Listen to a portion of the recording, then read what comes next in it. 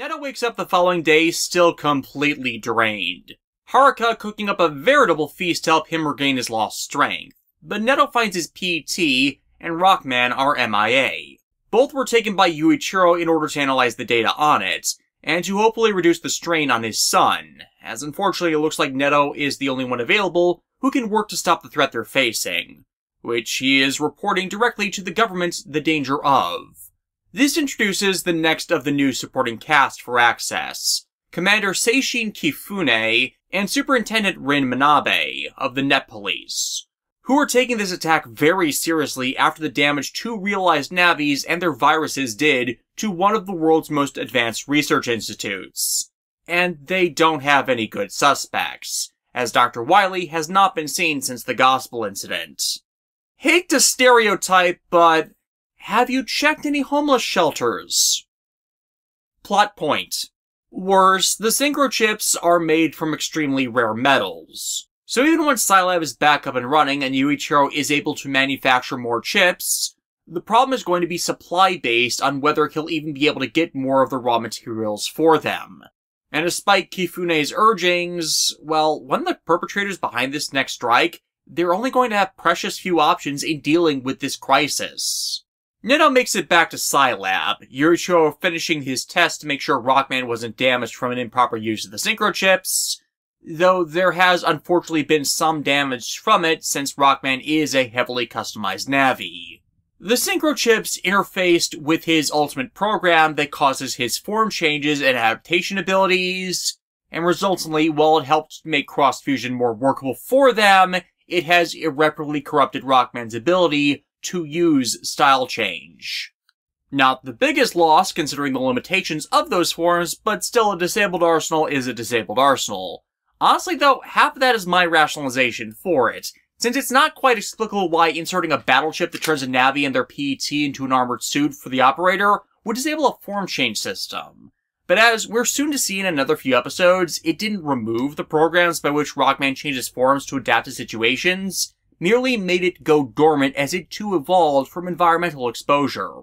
Plus, to go back to what I said about bug style in the Battle Network 3 reviews, and that bug style is a corrupted hub style in wake of hub style's exposure to the Gospel Bug Beast, it would have made more sense for the first season to end on the climax of the battle with Gospel, to then remove style change as something possible for Rockman to use after bug style went rampant. Such could have been written to have corrupted the system from within.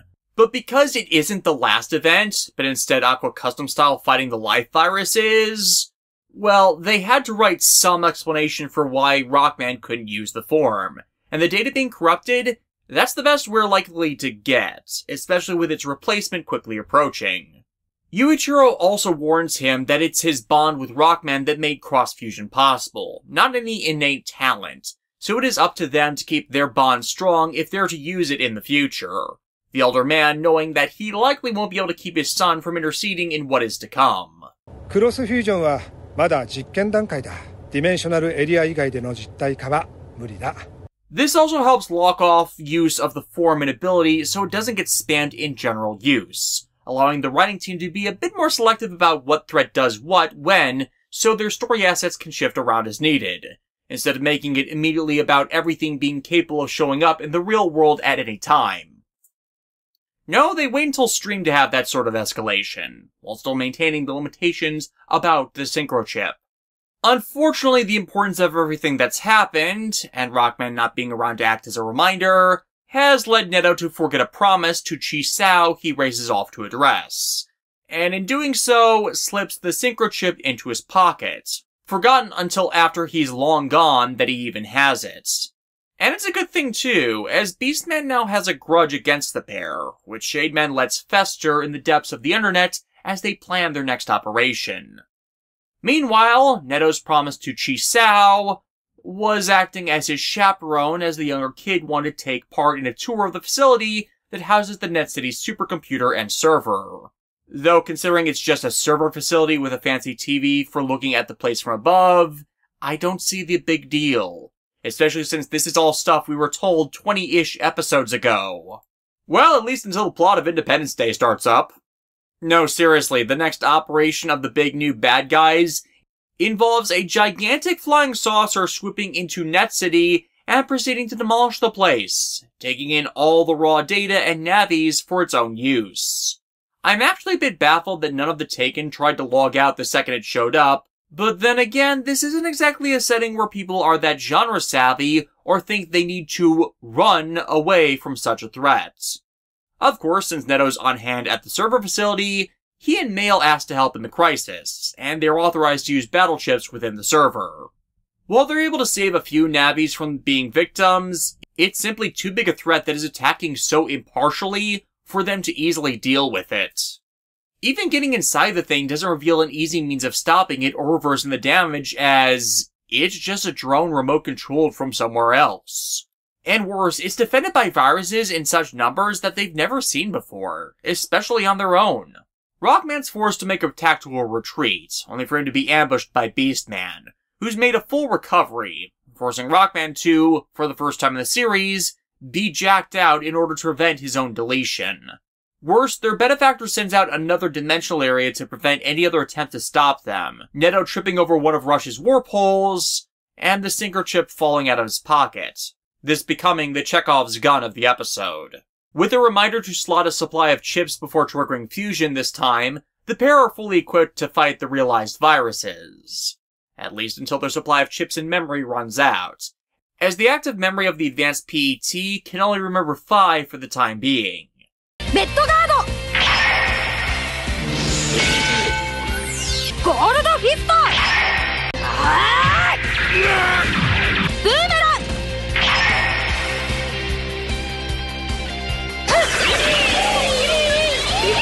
And yeah, they forgot to add the sound effect for the armaments changing there.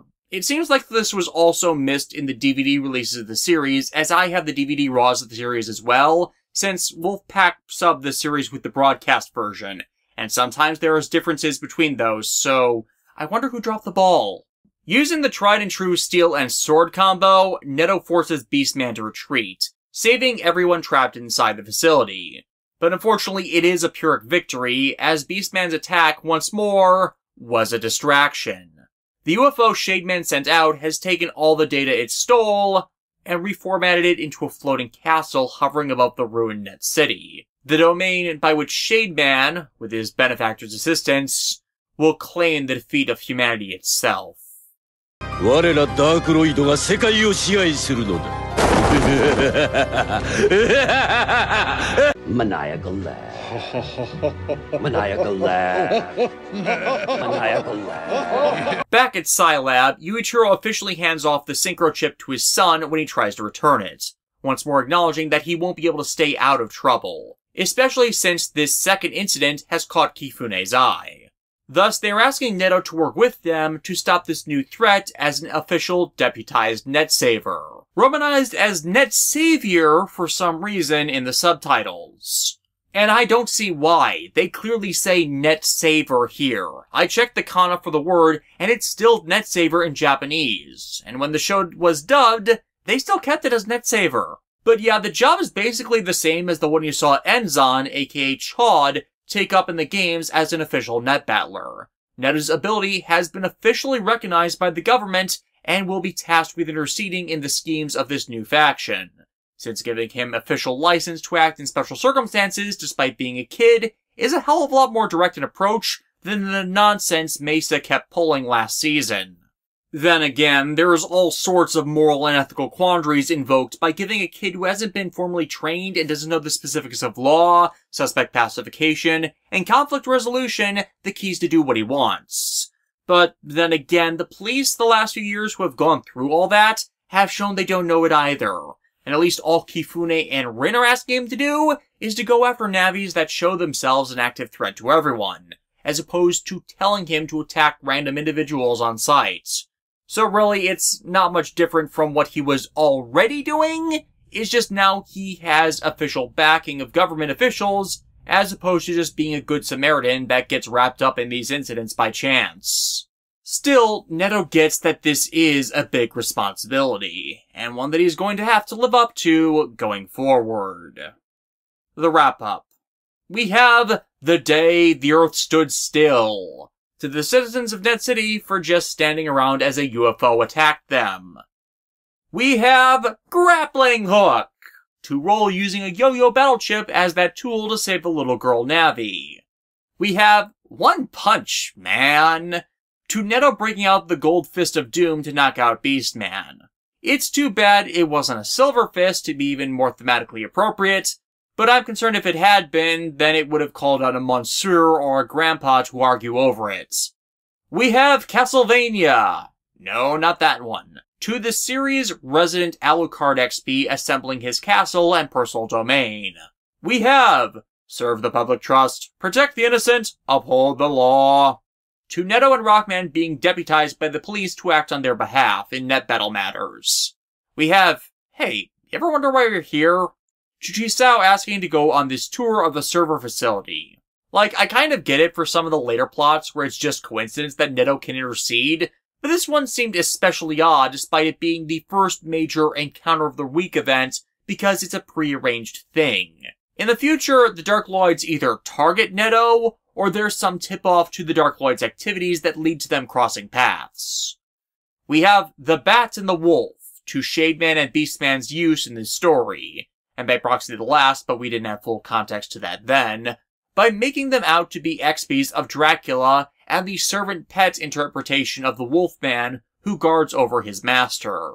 I actually didn't see that interpretation of things the last time I went through this series, but that makes much more sense to me now that I have read and seen more media that involves the classic literary and Universal movie monsters like this. And it's another way that the anime series better takes advantage of the usable Navi rosters that would populate the games. Considering a lot of the Battle Network 3 and Network Transmission exclusive Navis that haven't been used in the series yet, because that content hadn't released yet for the anime to use them, now get their chance to shine as part of the Darkloids, or become relevant throughout the story because of the Darkloids' antics.